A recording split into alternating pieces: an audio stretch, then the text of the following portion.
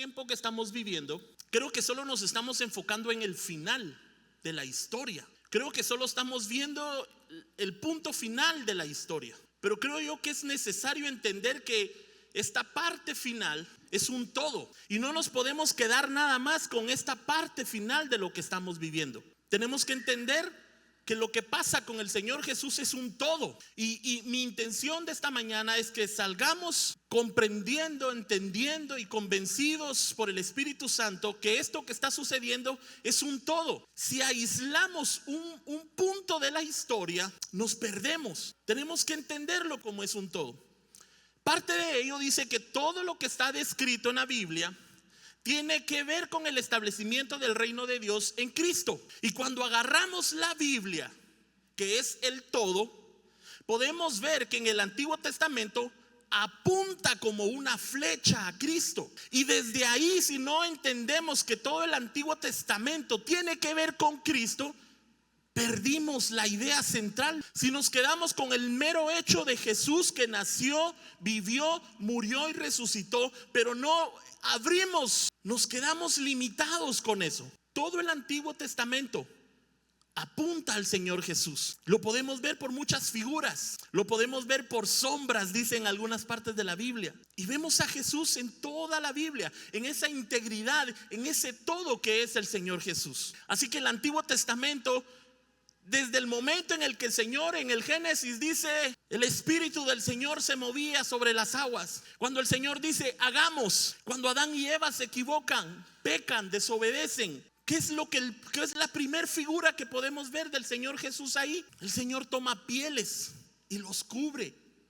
Para tomar esas pieles, alguien tuvo que morir. Cuando el Señor Jesús le dice a Abraham, dame a tu hijo, y el Señor le dice, ya no, entiendo, realmente entiendo que me amas más que tu hijo, ya no es necesario tu hijo. Pero ¿cómo termina esa historia? Cuando todo estaba preparado para el sacrificio agradable al Señor, ¿cómo termina esa historia? De repente aparece un carnero enredado cerca del altar. Y eso ya era una sombra, ya era una figura de lo que era Jesús.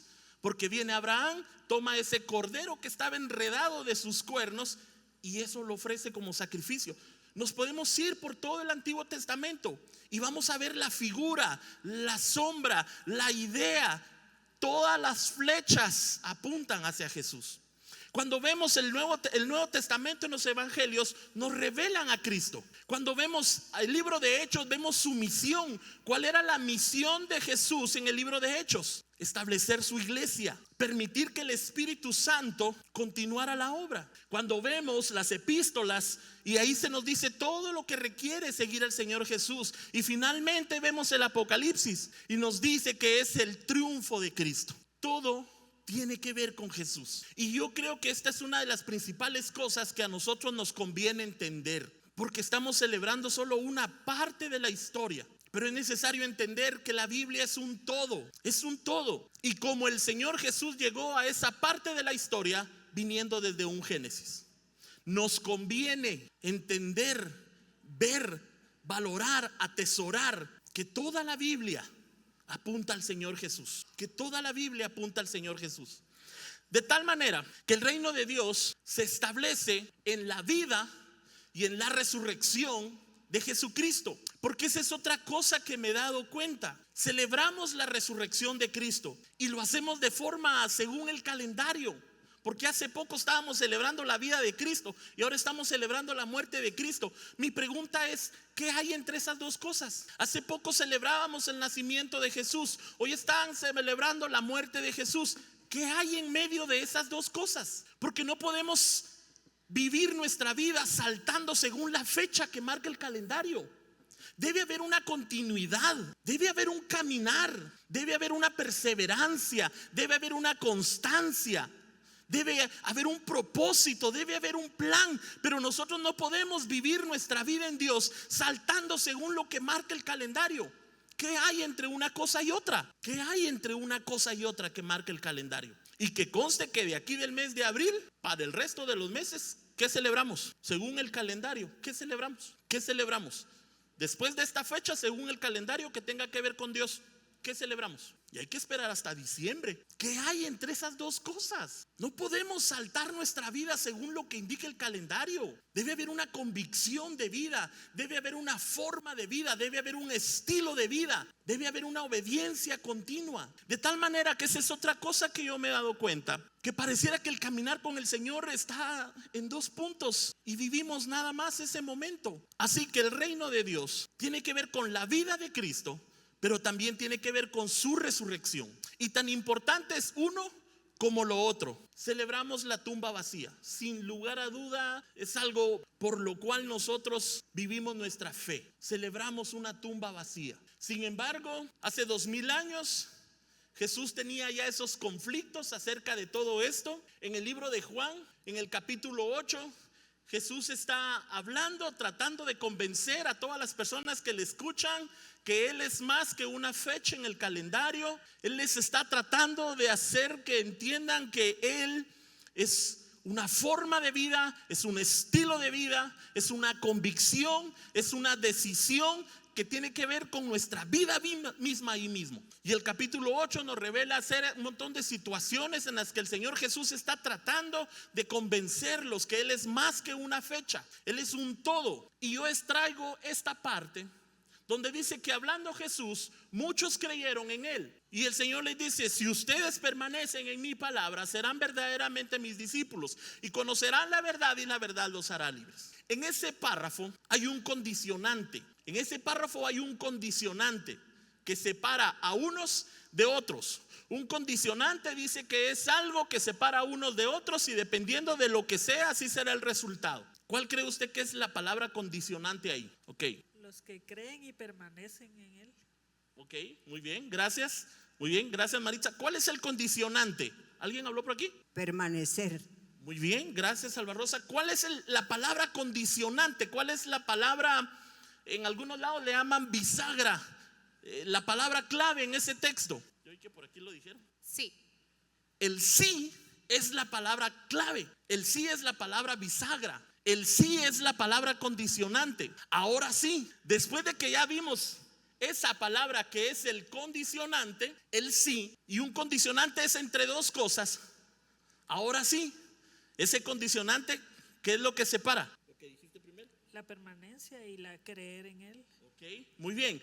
Ese sí es el condicionante entre dos grupos de personas con los cuales el Señor Jesús está hablando, y que de alguna u otra manera es una realidad para nosotros este día. Y eso es, está el grupo de los que muchos creyeron, y está el grupo de los que son discípulos. Y si yo le preguntara a usted, de esos dos grupos, ¿cuál cree usted que es el que estamos viviendo hoy? ¿Cuál cree usted que es lo que estamos viviendo hoy? ¿Cuál de esos dos grupos? Era el mismo conflicto que tenía el Señor Jesús hace años atrás, es el mismo conflicto que seguimos teniendo hoy en día. Muchos creyeron, pero pocos eran sus discípulos. Como dice el dicho, en guerras no hay ateos. En guerras no hay ateos. Cuando viene la enfermedad, cuando viene la necesidad, cuando viene la angustia, cuando viene la soledad, cuando vienen situaciones complicadas, cuando tomamos decisiones sin tomar en cuenta a Dios y después las cosas nos salen mal, entonces aparecemos los que muchos creemos. Pero cuando el Señor en su divina gracia, misericordia, favor, como dice Leonel, a pesar de mí, a pesar de mi forma de pensar, de mi forma de actuar, de mi manera de hacer las cosas, a pesar de mí, la gracia del Señor sigue viva, y su mano está presta para rescatarme, su mano está presta para socorrerme, su mano está presta para proveerme aquello que necesita. Pero después de que el Señor interviene en nuestras vidas, ¿será que damos el siguiente paso de ser discípulos? ¿O nos quedamos nada más con la parte de muchos creyeron? Y es el conflicto que el Señor Jesús tiene. Yo hago milagros, dice el Señor Jesús, y por eso ustedes creen. Pero después de eso, ¿qué hay? El Señor Jesús esperaba discípulos. Y aquí el mismo Señor Jesús nos dice, ¿cuál es la clave para pasar del grupo de los que creyeron al grupo de los discípulos? Ahora sí, ¿cuál es la clave para pasar del grupo de los que creyeron a los que son discípulos? Permanecer. Y eso es lo que cuesta. Si buscamos sinónimos de la palabra permanecer, ¿qué pudiéramos encontrar de sinónimos de la palabra permanecer? mantenerse. ¿Qué otro sinónimo se le viene a la mente cuando en lugar de decir permanecer, otro sinónimo? Perseverar, unido, continuar, en buen chapín, aguantar, ser constante, perseverar, luchar, continuar, no caer. De tal manera que ese condicionante entre los que creyeron y los que son sus discípulos es el permanecer. A pesar de las dificultades, a pesar de las situaciones, a pesar de la enfermedad, a pesar de la escasez, a pesar de cualquier cosa, el Señor Jesús dice: permanezcan, permanezcan. Porque cuando ustedes permanecen, entonces verdaderamente serán mis discípulos y conocerán la verdad, y la verdad los hará libres. Y si Cristo no resucitó, 1 Corintios 15:14 dice: si Cristo no resucitó, vana es nuestra predicación y vana es su fe. Y entonces cuando el Señor Jesús dice: conoceré la verdad y la verdad los hará libres, ¿libres de qué? ¿Libres de qué nos va a hacer el Señor? ¿De condenación? ¿Libres de qué? Porque si conocemos la verdad nos hará libres. Y si Jesús no resucitó, vana es nuestra prédica y vana es nuestra fe. ¿Libres de qué? Y ese era el conflicto que tenían en ese tiempo. Nosotros somos libres, decían. Somos hijos de Abraham. Somos libres. Es la misma situación que vivimos hoy en día. Creemos que somos libres. Pensamos que somos libres. Pero hasta que no somos verdaderamente discípulos de Jesús, no somos libres. No somos verdaderamente libres. Así que en principio yo quería compartir con ustedes. Primero, que lo que estamos viviendo es un todo. No es solo un evento, un suceso marcado por el calendario, es un todo. La Biblia tiene que ver con Jesucristo. Jesucristo tiene que ver con toda la Biblia. Y el Señor nos llama. Y ese condicionante es: sí, si pasan de ser creyentes a ser mis discípulos, a celebrar mi muerte y resurrección todos los días de su vida. La Biblia constantemente nos llama a morir, a morir, a morir, para que el Señor Jesús viva. Así que el Señor Jesús dice: vengan y vivan constantemente todos los días mi vida, mi muerte y mi resurrección. Todos los días de nuestra vida, todos los días de nuestra vida. Dentro de ese conflicto que tenía el Señor Jesús tratando de convencer a este grupo de personas, que toda la Biblia tiene que ver con Él, que el plan perfecto tiene que ver con Él, que todo lo que la Biblia dice tiene que ver con Él. Tratando el Señor Jesús de convencer a estas personas, el Señor tiene que apelar a muchas formas de pensar, a romper paradigmas y a mostrarles que el Jesús que ellos están hablando es el mismo Jesús que la Biblia revela. Y entonces el Señor Jesús tiene que apelar a ciertas situaciones. Pregunto: ¿cuáles son las 3 funciones, sinónimos de funciones?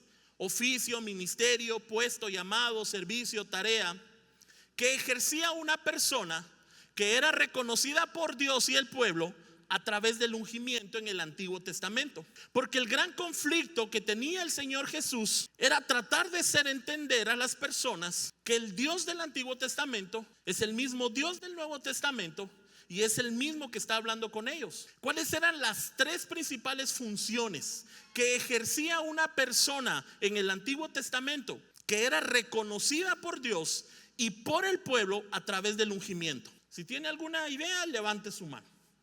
¿Cuáles eran esas 3 funciones en el Antiguo Testamento que ejercía una persona, pero debía ser reconocida por Dios y por el pueblo? Y la forma de reconocerlo era a través del ungimiento. Si no era ungido, no era reconocido. No tenía la autoridad, no tenía el llamado. Voy por aquí. Hay 3 específicos. Rey, sacerdote, profeta. Ok, rey, sacerdote, profeta, dicen por acá. Era un vocero, mensajero de la palabra de Dios. Ok, vocero, mensajero de la palabra de Dios. ¿Cuáles eran esas 3 funciones? Aquí ya nos dieron 2 ideas. Los alabantes eran una función reconocida. ¿Los ungían? ¿A los cantantes? No. ¿A los jueces? ¿Los jueces eran reconocidos? Sí. ¿Eran ungidos? No. ¿Cuáles eran las únicas funciones que eran reconocidas a través del ungimiento? El sacerdote es una, el profeta, el rey, justo lo que nos dijo Lauri. Esas eran las únicas 3 funciones del Antiguo Testamento que eran reconocidas por Dios y por el pueblo, pero para eso debía ser ungido. Y por supuesto que aquí ya no, ahí está. Esas 3 funciones son el del profeta, el del sacerdote y el del rey. Ahí puse yo una pequeña base bíblica. El trabajo del profeta era transmitir un mensaje de parte de Dios, a veces como un llamado al arrepentimiento, a veces para alentar a su pueblo, y muchas otras un mensaje por señales y milagros. Ahí pudiera entrar lo que nos decía Luis en la parte de profeta. El sacerdote, su función era ofrecer sacrificios, bendecir al pueblo, interceder, ministrar, mostrar la santidad de Dios, ser un mediador, enseñar las escrituras, velar por lo sagrado.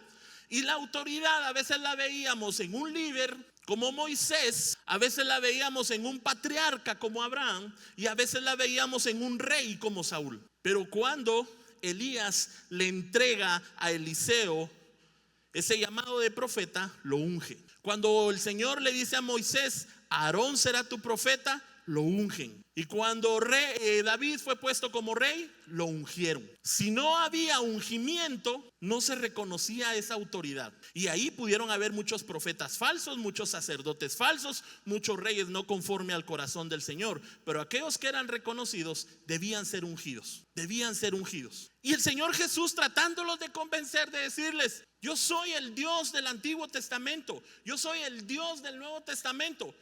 Yo mismo soy el que les está hablando. Yo mismo soy el que va a morir y va a regresar. Nadie ha visto a Dios, pero si me ve a mí. Y el Señor, tratándolos de convencer de todo esto, Él apela a eso. Quieren hablar de profetas, quieren hablar de sacerdotes, quieren hablar de reyes. El Señor Jesús les dice: yo cumplo esas funciones, y aún así no creen en mí. Esas tres funciones reconocidas en el Antiguo Testamento, el Señor Jesús las cumple. El de la profecía, cuando Él anunció con sus palabras: el reino se ha acercado, con sus prodigios, señales, milagros.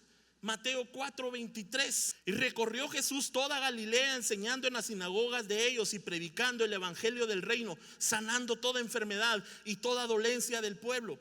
Esa era la función de un profeta del Antiguo Testamento, y el Señor Jesús lo estaba haciendo. El del sacerdote, como un sacrificio perfecto, ofrenda agradable, intercesor, mediador, sumo sacerdote, nuevo pacto. Hebreos 7:18-22. Queda pues abrogado el mandamiento anterior a causa de su debilidad e ineficiencia, pues nada perfeccionó la ley, y de la introducción de una mejor esperanza por la cual nosotros nos acercamos a Dios.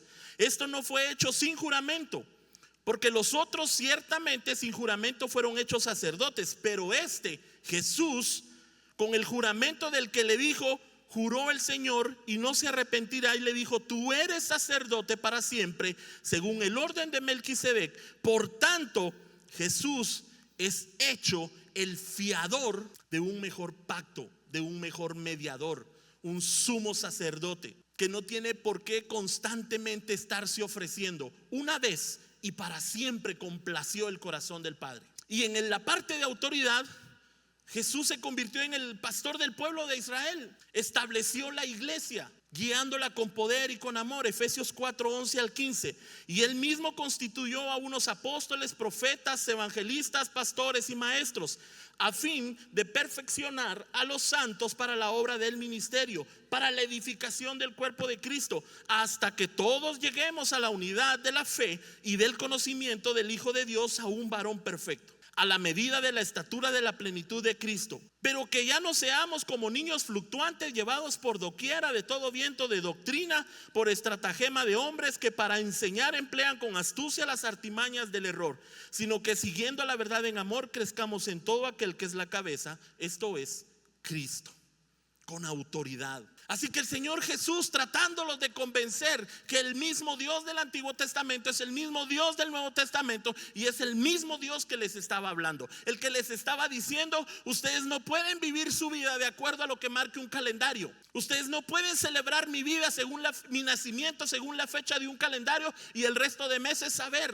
Ustedes no pueden celebrar mi muerte según la fecha de un calendario y después el resto de meses saber. El Señor Jesús les estaba diciendo: sean mis discípulos. Un discípulo no se rige por un calendario. Un discípulo permanece, persevera, soporta, aguanta, camina, avanza, sin importar lo que esté a su alrededor.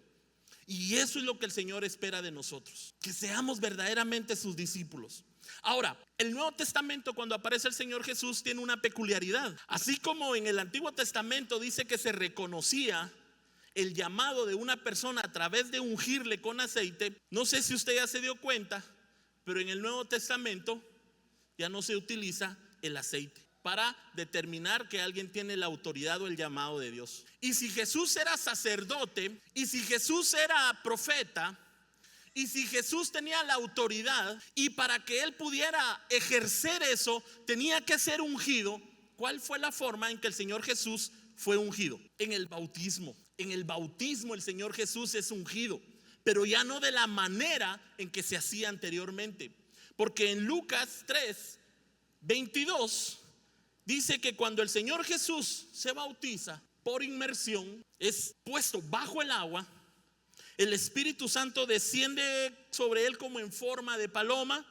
Entonces vino una voz del cielo que decía: tú eres mi Hijo amado, en quien me complazco. Esa fue la forma de reconocer que Jesús era profeta, sacerdote y tenía la autoridad de parte de Dios, a través de ese ungimiento del Espíritu Santo. Y cuando el Señor Jesús les dice a sus 12 apóstoles, cuando el Señor Jesús muere, se va y los 12 apóstoles se quedan, ¿cuál fue la forma en que estos apóstoles fueron reconocidos en su llamado? Con el día de Pentecostés, cuando el Espíritu Santo vino sobre ellos. Así que el Señor Jesús está tratando de convencer a las personas que no es un Antiguo y un Nuevo Testamento separado, es una sola cosa, un solo Dios, una sola fe, un solo bautismo. Es el mismo Dios del Antiguo Testamento, es el mismo Dios del Nuevo Testamento, es el mismo Dios que les estaba hablando, es el mismo Dios que vivió como hombre, murió y resucitó, y ahora está esperando su regreso como rey. Así que nosotros, como su iglesia,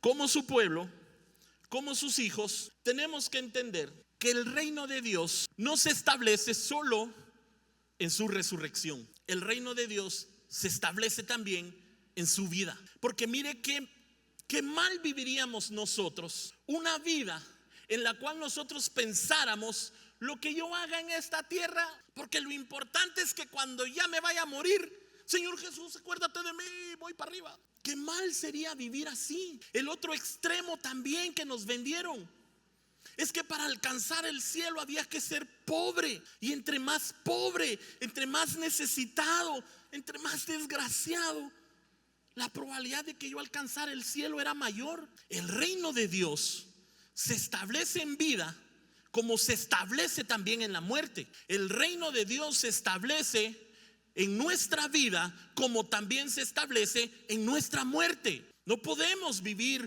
un evangelio, no podemos vivir una fe, no podemos vivir una convicción pensando nada más en que lo que importa es, cuando muera, irme al cielo. Y todo el resto de nuestros 5, 10, 15, 20, 30, 40, 50, 60, 70, 80, 90, 100 años de vida, ¿qué hicimos con esos años? Entonces es necesario que entendamos que estamos hablando de la serie del reino de Dios. Y el reino de Dios se establece en dos dimensiones, en dos esferas: en un reino terrenal y por supuesto en un reino celestial. Marcos 1:14 al 15, en una versión Palabra de Dios para Todos, dice: después de que encarcelaron a Juan, Jesús fue a Galilea y comenzó a anunciar la buena noticia de parte de Dios.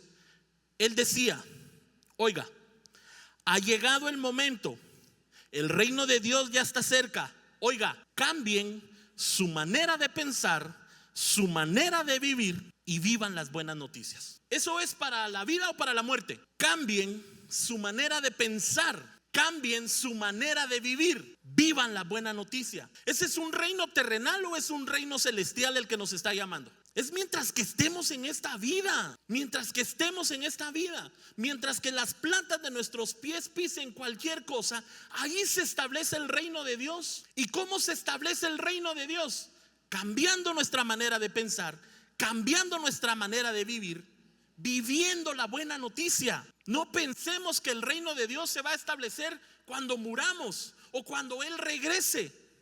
El reino de Dios también se establece en esta vida natural, en esta vida terrenal, en esta vida pasajera. Y por supuesto, usted sabe que lo espiritual siempre será mayor que lo natural. Hay un reino futuro, el reino celestial. Apocalipsis 21 del 1 al 4, en una versión Reina Valera contemporánea, dice que el Señor Jesús volverá Ya no como lo describe Isaías, el siervo sufrido, el siervo doliente, sino que Apocalipsis en el capítulo 21 nos revela el regreso del Señor Jesús como un rey lleno de gloria, en caballo blanco, el esposo dispuesto a recoger a esa esposa que somos nosotros, la iglesia. Ahora la pregunta es, ¿de cuál de los dos reinos depende de nosotros? ¿Y cuál de los dos reinos depende de Dios? ¿De cuál de los dos reinos depende de nosotros? ¿Y cuál de los dos reinos depende de Dios? Y aquí es donde entramos nosotros a jugar. Aquí es donde nosotros entramos a batear. Aquí es donde nosotros asumimos nuestro rol. Aquí es donde nosotros respondemos a nuestro llamado. Aquí es donde nosotros, con nuestra nueva forma de vivir, nuestra nueva forma de pensar, nuestra nueva forma de actuar, establecemos el reino de Dios en la tierra.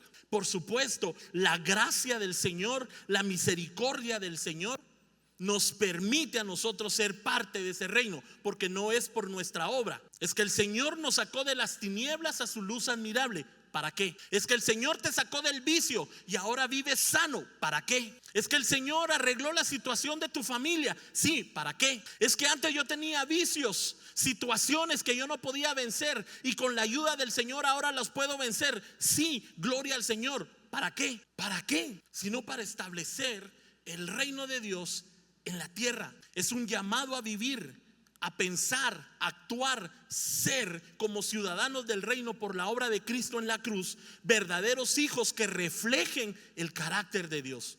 Cuando nosotros reflejamos el carácter de Dios, se establece su reino. Cuando nosotros reflejamos el carácter de Dios, se establece su reino. Y por supuesto, esperamos ese segundo reino. Pero para eso hay que permanecer, hay que aguantar, hay que persistir. Es la convicción que al ser en Cristo Jesús justificados, podremos ver el cumplimiento del Hijo de Dios como Rey y así disfrutar de la vida eterna en la presencia de Dios mismo. Somos llamados a establecer el reino de Dios en la tierra, cambiando nuestra manera de pensar, cambiando nuestra manera de vivir, reflejando el verdadero carácter de Dios y esperar que en su infinita gracia y misericordia podamos ver ese reino futuro. Eso tiene que ver el reino de Dios, no solo con la resurrección de Cristo, sino con la vida de Él. Leímos, el Señor Jesús espera que nosotros vivamos y reflejemos lo que Él es. A lo largo del Antiguo Testamento vemos la promesa. En todo el Nuevo Testamento vemos el cumplimiento. Jesús de Nazaret para establecer el reino terrenal, Jesucristo el Mesías para establecer el reino celestial. Pero la prueba definitiva del reino de Dios es la resurrección de Jesucristo. Romanos 8, 31 al 39. Y nos dice: ¿quién nos podrá separar del amor de Cristo? Ni la vida, ni la muerte, ni lo alto, ni lo bajo, ni lo profundo, ni lo presente, ni lo porvenir. Nada nos podrá separar del amor de Cristo, ni la vida, ni la muerte. La resurrección de Jesucristo sella el reino de Dios en la tierra y en el cielo. Vivamos pues como dignos representantes del reino de Dios.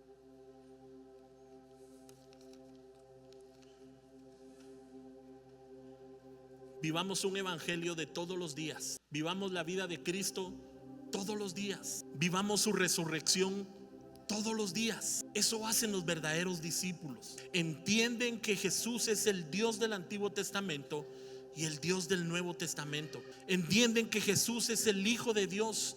Entienden que Jesús nació, vivió, murió de una forma horrible, terrible, pero resucitó y está sentado a la diestra del Padre. Eso hacen los discípulos. Entienden que fueron llamados de las tinieblas a la luz con un propósito, y no un propósito que se cumple cuando me muero. Es un propósito que se cumple ahora, hoy, mientras que Dios me dé vida. Los verdaderos discípulos entendemos que el reino de Dios no solo es en la muerte, sino también en la vida.